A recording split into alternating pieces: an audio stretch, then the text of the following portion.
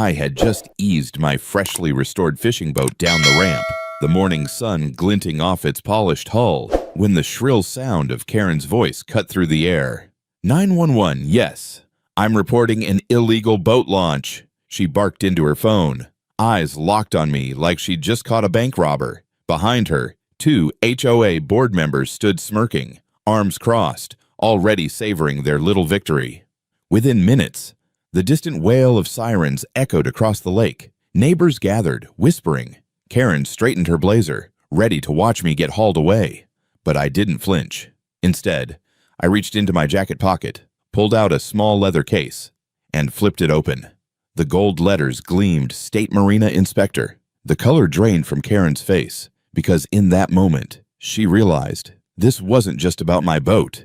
This was about her reign over the lake ending today. My name's Tom Harris, 54 years old, semi-retired, and for the first time in my life, I thought I'd found the perfect place to slow down. After spending 3 decades working as a marine safety officer, a job that had me traveling from coastal ports to mountain reservoirs, I was ready to trade in the constant chaos for something quieter. That's what drew me to Clearwater Shores, a tucked-away lakeside community in the northern part of the state. From the glossy real estate brochure, it looked like something straight out of a Norman Rockwell painting. Weathered wooden docks stretching over still blue water, sailboats drifting lazily in the breeze, and neighbors who supposedly waved at each other from their porches. I bought a modest 2-story home with cedar siding, perched right on a gentle slope leading to the lake. The property came with one key feature that sealed the deal: deeded rights to a private dock. For a man who spent his life on the water, that was like owning a little slice of paradise. In the early weeks after moving in, life really did feel peaceful. I spent my mornings sipping coffee on the deck, watching loons dive for fish, and my afternoons tinkering with my old fishing boat, a classic 20-foot runabout I'd been restoring piece by piece for years. In the evenings, I'd take long walks along the shore, greeting the occasional dog walker or kayaker. And then, I met her, Karen Whitmore, president of the Clearwater Shores Homeowners Association. Mid-50s, immaculately coiffed hair, a wardrobe full of pastel cardigans, and a voice that could carry clear across the lake even without a megaphone. She had the sort of handshake that was firm enough to assert dominance, but just short of friendly. The first time we met, she introduced herself not by her name, but by her title. "I'm the HOA president," she'd said, as though announcing royalty. "We like to keep a tight ship around here." I remember thinking that was an odd way to put it for a landlocked neighborhood, but given my background, I understood the expression. Still, there was something in her tone that made it clear the tight ship wasn't about order, it was about control. At first, our interactions were cordial enough. She'd drop by with newsletters detailing HOA updates, which were essentially lists of new rules or reminders about old ones. No lawn ornaments without approval. Trash bins must be stored out of sight within 15 minutes of pickup. No exterior paint colors outside the approved palette. None of it bothered me much. My focus was on the boat. After all, restoring her had been my dream project for nearly a decade. The oak trim was polished to a deep honey glow, the hull freshly painted in navy blue with a crisp white stripe, and the motor purred like a contented cat. I wasn't about to let a few neighborhood quirks ruin that. But as the weeks went by, I began to notice the way Karen's eyes lingered on the dock every time she passed my property. She'd slow her stride, tilting her head slightly, as if mentally measuring something.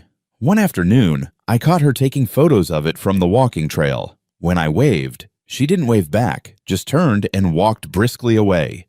I figured she was just nosy. In most communities, there's always one neighbor who wants to know everybody's business. Then I started hearing whispers from others in the neighborhood. A retired couple down the street told me Karen once fined a family for hanging a hammock between 2 trees without written permission. Another guy mentioned she'd tried to stop him from planting sunflowers in his front yard because they were too tall and obstructed the view. The more I learned, the more I realized that Karen wasn't just nosy, she was territorial. And the lake, in her mind, was her kingdom. It was during a casual conversation with my next-door neighbor, Jim, that I first got a glimpse of how far she'd go to protect that kingdom. "You planning to launch from your dock?" Jim asked one Saturday as we were both out raking leaves. "Yeah," I said. "That's why I bought the place. My deed says I've got full docking rights." Jim chuckled grimly. "Well, you might want to brace yourself. Karen doesn't like private launches. Says it sets a bad precedent." I remember laughing then, assuming it was just another harmless HOA quirk. What's she gonna do? Call the cops? Jim just raised his eyebrows in a way that made my laughter fade. She's done it before. I didn't realize at the time how literal he meant that.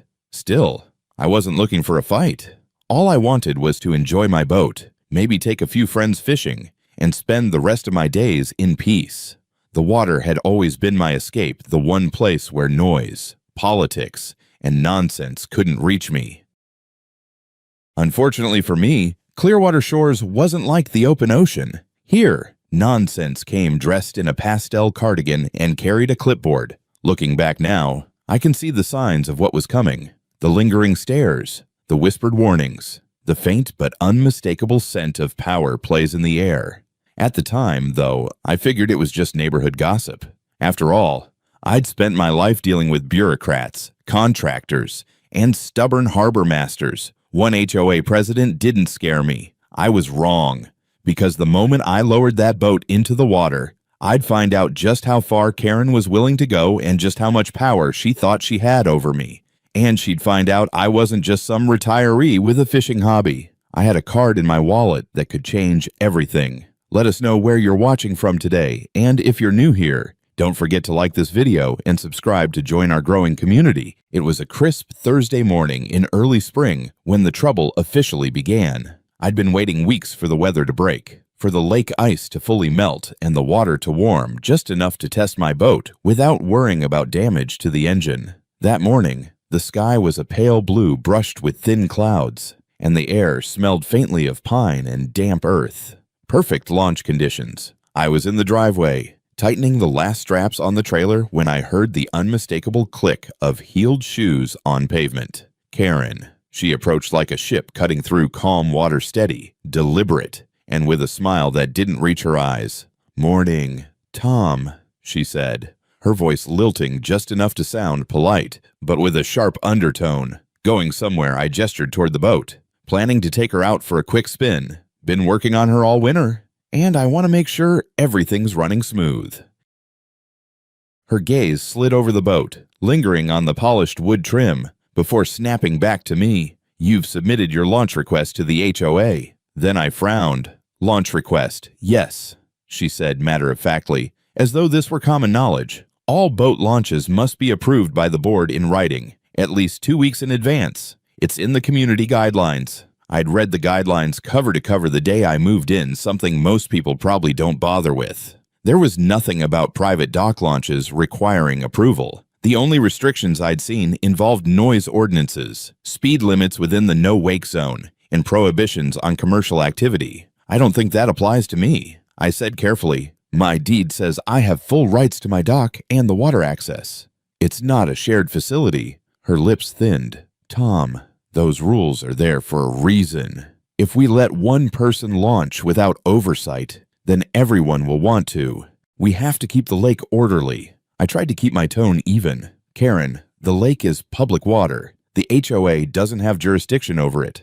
And I'm not exactly new to boating safety." That last part wasn't a boast, it was a fact. But it might as well have been a challenge. I saw the flicker in her eyes, the tiny tightening of her jaw. "I'm going to have to bring this up with the board," she said finally. "You might think you're exempt, but the rules apply to everyone." With that, she turned on her heel and marched back down the street, her phone already in hand. At the time, I figured she'd just send a strongly worded email and leave it at that. I've dealt with plenty of bureaucratic types before they puff up, throw some paper around, and then move on. I underestimated her. The very next day, I found a bright orange envelope taped to my front door. Inside was a notice of violation from the HOA, citing me for attempting to launch a watercraft without prior board authorization. It threatened fines of $100 per day if I continued non-compliant behavior. I laughed when I read it, not because it was funny, but because it was absurd. The HOA had no legal standing to enforce such a rule on a private dock. Still, I didn't want this to snowball, so I wrote a polite letter back, explaining the deed rights and referencing the county's Marina regulations. 3 days later, another notice appeared, this time marked "Final Warning." By now, it was clear this wasn't about rules. It was about power. Karen didn't like the idea of someone in her community exercising independence without her blessing. Things escalated from there. She started sending mass emails to the neighborhood listserv, claiming that certain residents were putting the lake's ecosystem at risk by launching without inspection.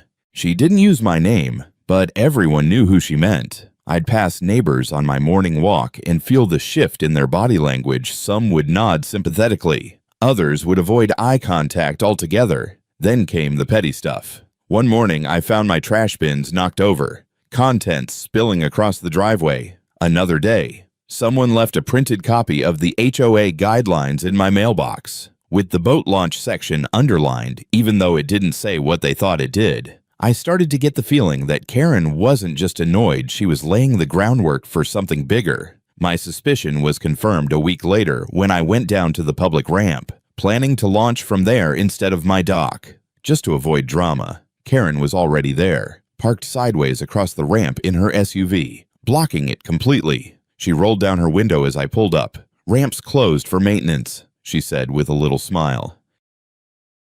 I looked past her. There were no cones, no barriers, no maintenance crew, just her. "Funny," I said. "The county website says it's open." She shrugged. "Guess they forgot to update it." I could have called the sheriff right then, but something in me decided not to. Not yet. Instead, I backed up, gave her a polite wave, and headed home.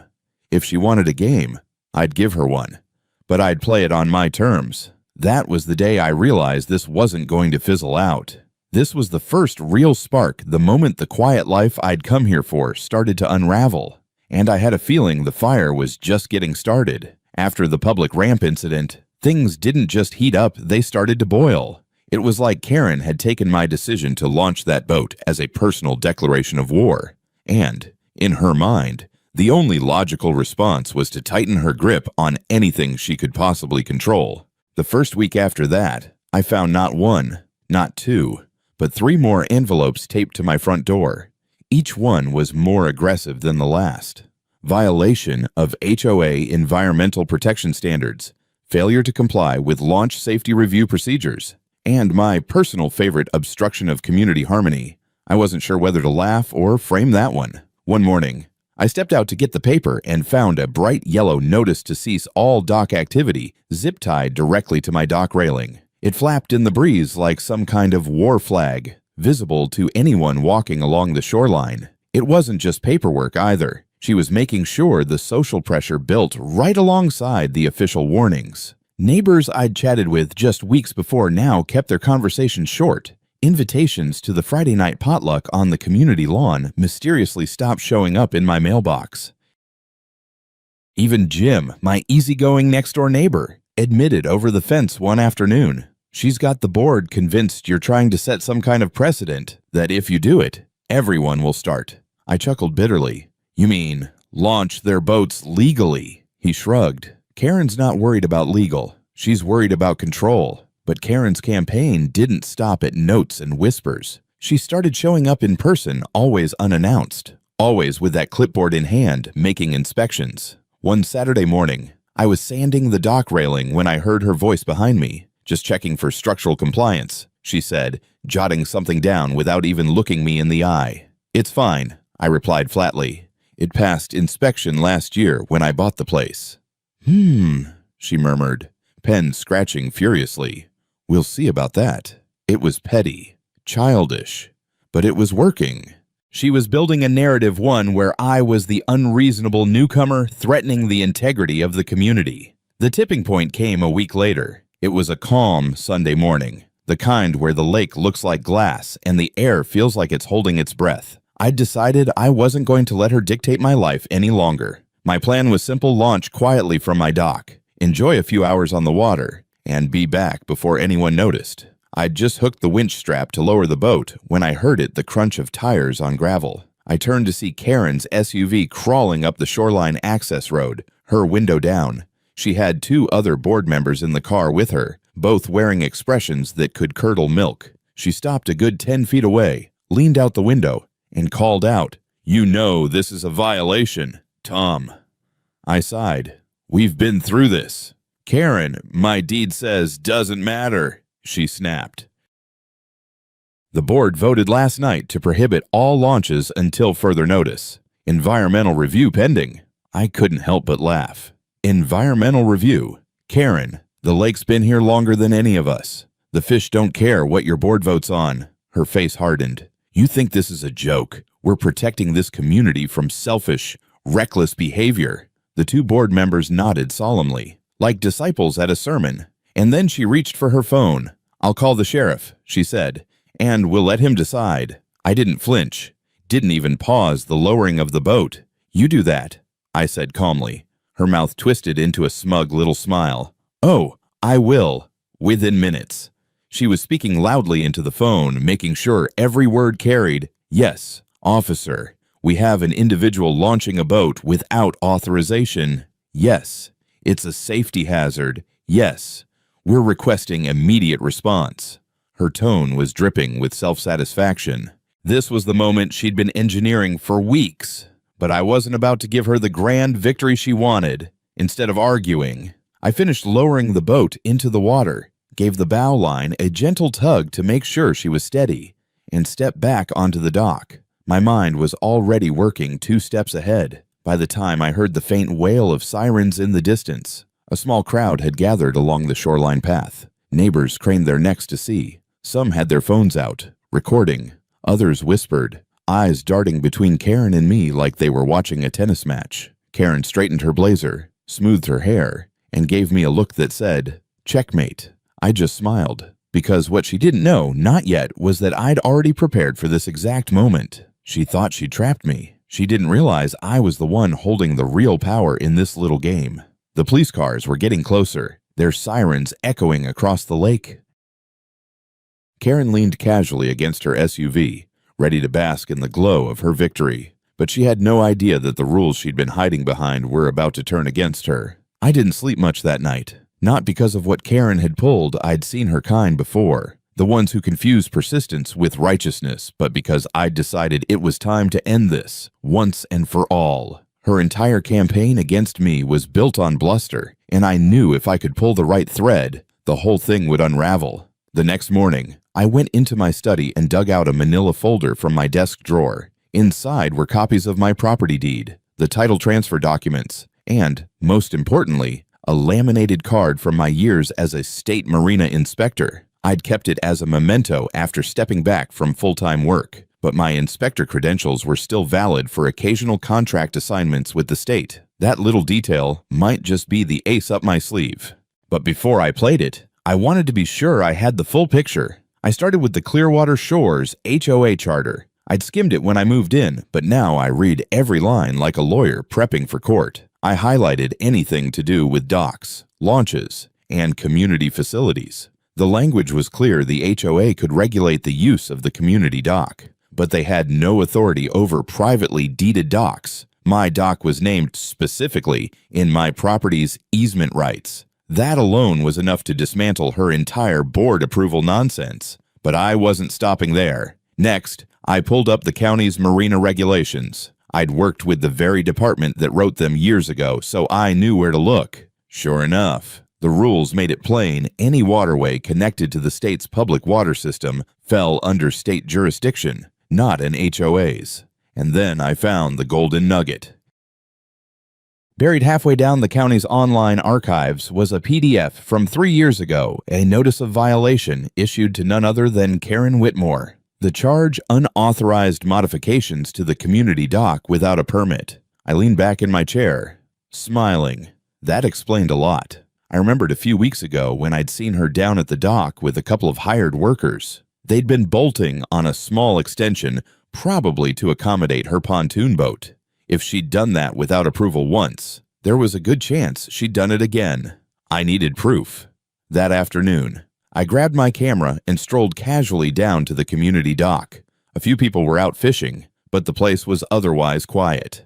I walked along the edge, snapping photos of the structure, the newer planks that didn't match the original wood, the unsealed posts driven into the lake bed, even the electrical conduit that clearly hadn't been installed to code. From the angle of the bolts and the type of fasteners, I could tell this was amateur work. Not dangerous yet, but certainly unapproved. When I got back home, I dug deeper.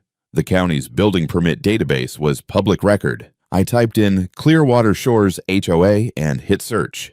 Nothing in the past 5 years for dock modifications. Nothing for electrical work. Either. Bingo. This was the crack in the armor I'd been looking for. Karen had spent weeks painting me as some rogue boat launcher ignoring the rules, but the truth was, she'd been violating the law in plain sight. I decided to make one more phone call before setting things in motion. Marina Enforcement Division. "This is Daniels," came the voice on the other end. "Hey, Daniels, it's Tom Harris." I said, "Got something you might want to see." We'd worked together years ago, and I knew he had no patience for people playing fast and loose with waterfront regulations. I explained the situation carefully, leaving out the personal drama, and told him about the unpermitted modifications. He didn't even hesitate. "Send me the photos and the address. If what you're saying checks out, we'll handle it." I hung up, a slow grin spreading across my face. Over the next few days, I kept my head down. I didn't launch the boat. I didn't respond to Karen's snide remarks when we crossed paths on the walking trail. Let her think she'd won. Let her relax her guard. Meanwhile, I compiled every piece of evidence I had: the HOA charter clauses, the county regulations, the violation notice with her name on it, and the time-stamped photos of the dock. By the time I was done, the folder was so thick it barely closed. This wasn't just going to be about proving I was in the right. This was going to be about showing Karen, the board, and every neighbor watching that the rules she wielded like a weapon could cut both ways. I knew Karen's personality well enough by now to predict her next move. She'd want to make a spectacle of my defiance the next time I tried to launch. She'd want witnesses. She'd want her little audience. Good. I wanted them too. The plan was simple: pick my launch day, make sure word got out so she'd be there, and wait for her to pull her usual stunt. But this time, when the police arrived, the entire game would flip in an instant. As I closed the folder and slid it into my desk drawer, I felt something I hadn't felt since my days on the job: that quiet, confident certainty you get when you know the facts. The law and the truth are on your side. Karen might have thought she was running the show, but she'd forgotten one crucial thing: I'd spent my life enforcing the very rules she was pretending to know. And soon, she'd find out exactly what that meant. The day Karen decided to make her final move was one of those perfect spring mornings: calm water, warm sunlight, and just enough breeze to keep the air crisp. I had a feeling she'd pick that day. Word travels fast in a small lake community, especially when Karen is the one doing the talking. By 9 a.m., my phone was buzzing with text messages from neighbors. "Karen says she's going to stop you today. Heads up the board's meeting at the ramp." Dude, whatever you're planning, don't get arrested. I didn't reply to any of them. Instead, I loaded the boat like I'd done 100 times before cooler stocked. Life jackets neatly stowed, deck glistening from a fresh rinse. The air smelled faintly of pine and gasoline. That particular scent you only get when an outboard motor is primed and ready. Around 10 a.m., I backed the trailer down toward my dock. The creak of the winch and the gentle splash of water against the hull were oddly calming. Today wasn't about fishing or cruising. Today was about ending this. And right on cue, I heard the crunch of gravel under tires. Karen's SUV rolled into view, immaculate as always, chrome trim catching the sun.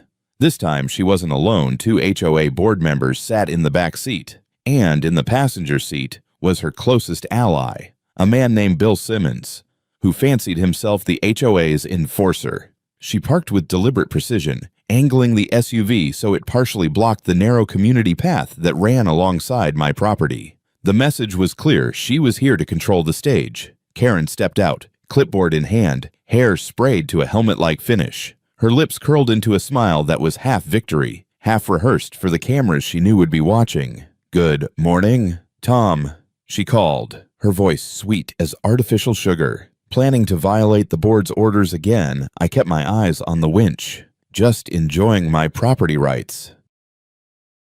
That's not what the rules say, she countered, striding toward me. You were told in writing that all launches are suspended pending environmental review, and yet here you are, ignoring community governance. Bill Simmons chimed in. You're putting everyone at risk. Harris, the lake can't handle this kind of reckless behavior. I bit back a laugh. Reckless.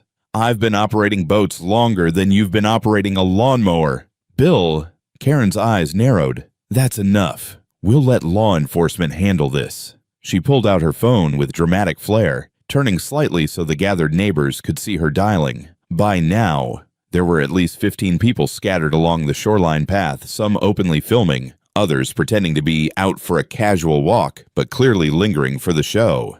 911. Yes, this is an emergency, she said loudly. We have an individual launching a watercraft without authorization in a restricted area. Yes, the HOA has issued multiple warnings. We need officers dispatched immediately. She paused, her eyes locked on mine, then added for effect. Yes, I believe he's a danger to the environment and public safety. The smugness in her tone was thick enough to cut with a knife. She ended the call and slid her phone back into her cardigan pocket. They'll be here in minutes, she said, her voice dropping into that condescending register she used when she thought she'd already won. I didn't answer. I didn't need to. 5 minutes later, the distant wail of sirens rolled over the lake, bouncing off the water like an approaching storm. Karen straightened her posture, smoothed her blazer, and glanced around to make sure everyone was watching. When the 2 patrol cars pulled up, she was already walking toward them, clipboard in hand, her stride confident.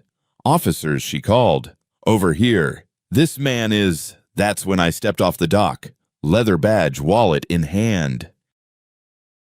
The sunlight caught the gold letters as I flipped it open. State Marina Inspector. The lead officer's expression shifted instantly from polite detachment to professional respect. Inspector Harris, he said, nodding.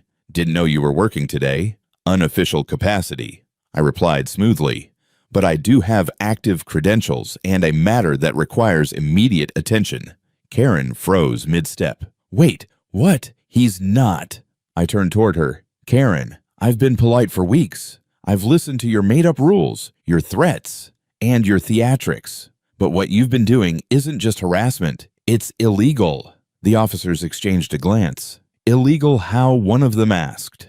I handed over the folder I'd been keeping copies of my deed, the HOA charter clauses proving they had no jurisdiction over private docks, the county regulations, and, for the finale, the printed notice of violation from 3 years ago with Karen's name in bold letters. This, I said, tapping the page, is a record of unpermitted dock modifications to the community property, done under Karen's direction.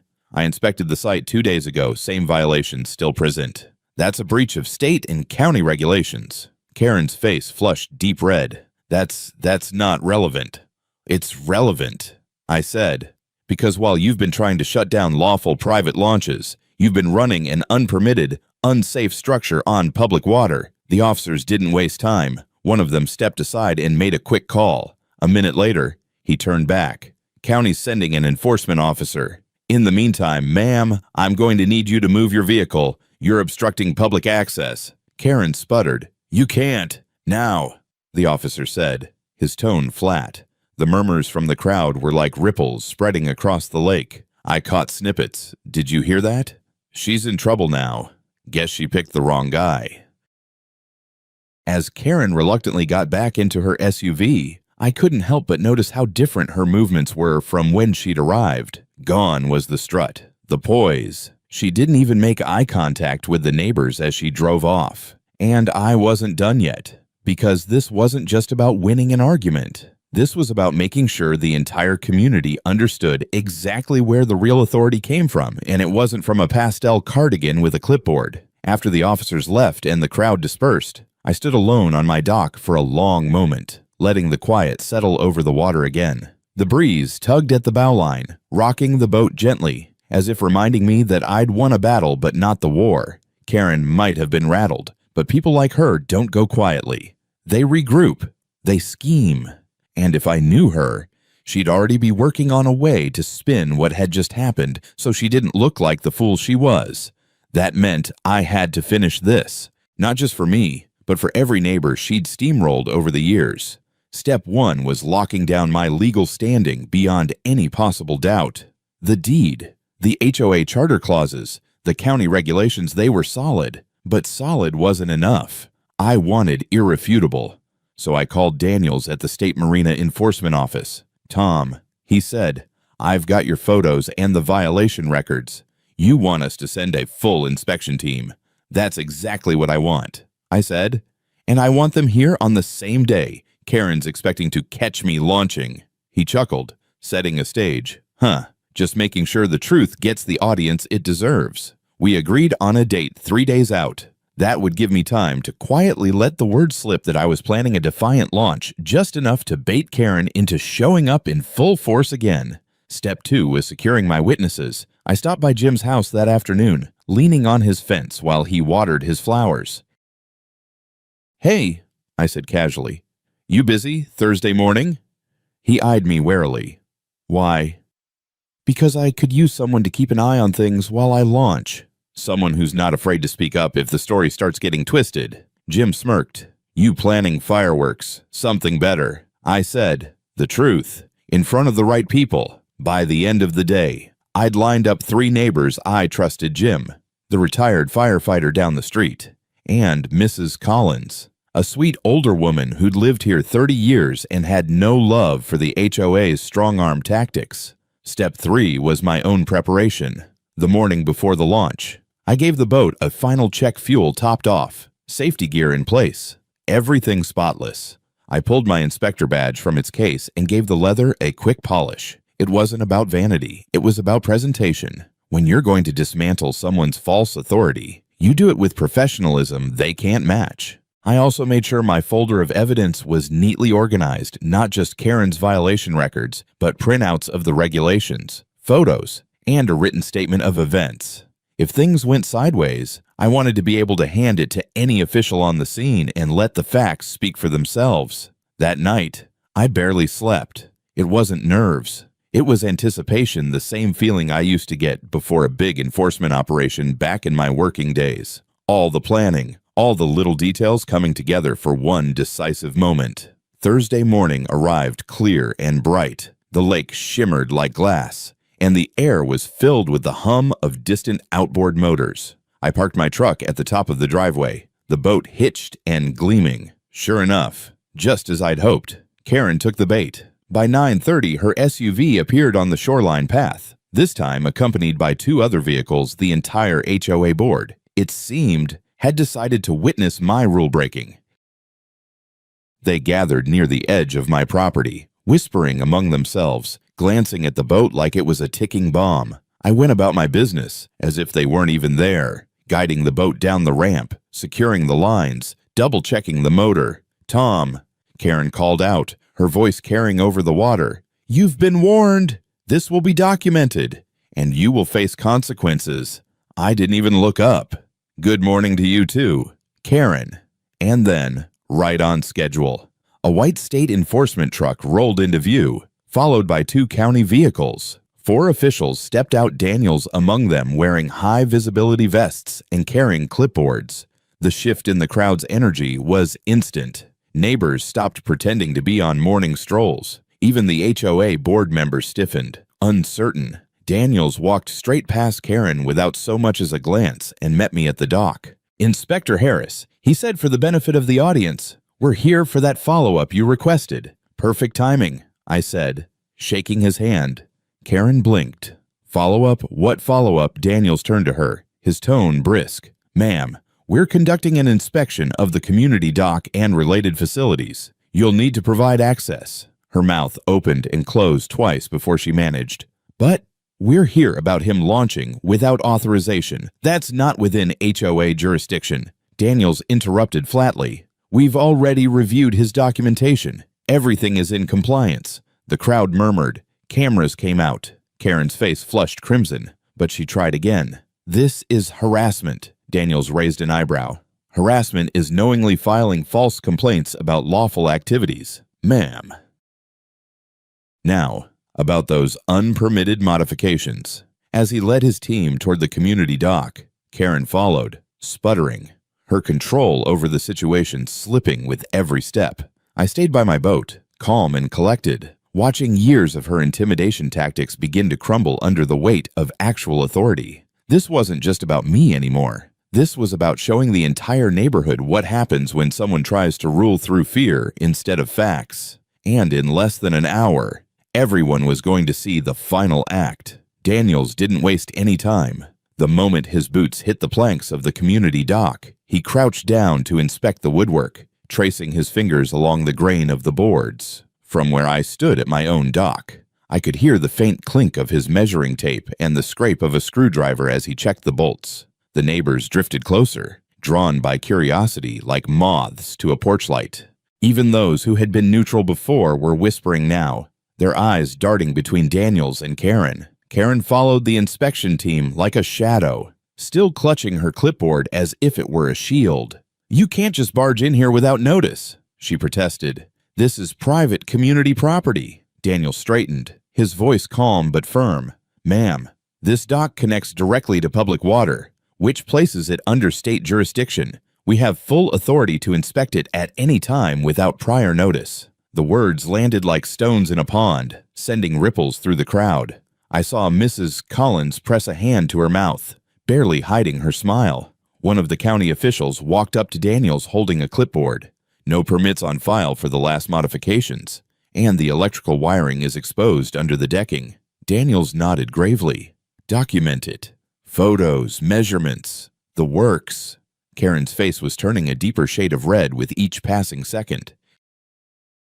"This is ridiculous. That extension was necessary for community enjoyment, necessary or not." Daniels cut in. "State law requires proper permitting and inspection. You didn't get either." Bill Simmons, the so-called HOA enforcer, stepped forward in a last-ditch attempt to save face. "Look, can't we just handle this internally? No need to make a scene." Daniels turned to him, his tone as cold as the lake in January. "The scene was made the moment your HOA started filing false complaints against a lawful property owner while operating an unsafe public structure." A murmur ran through the crowd. Someone behind me muttered, "About time." I decided that was my cue. I walked up to the edge of the gathering, badge still visible on my chest, and addressed Daniels loud enough for everyone to hear. "For the record," I said, "I attempted to resolve this matter quietly. I provided documentation to the HOA weeks ago showing my rights to launch from my own dock. Instead, I was met with repeated harassment, public defamation, and obstruction of public facilities." Daniels gave a slow nod. "And you were correct to contact us. The violations here are significant. We'll be issuing a formal citation and a compliance order." Karen spun toward me, her eyes blazing. "You think you've won something here? Tom, this community will remember." "Oh, I hope they do." I interrupted, my voice steady.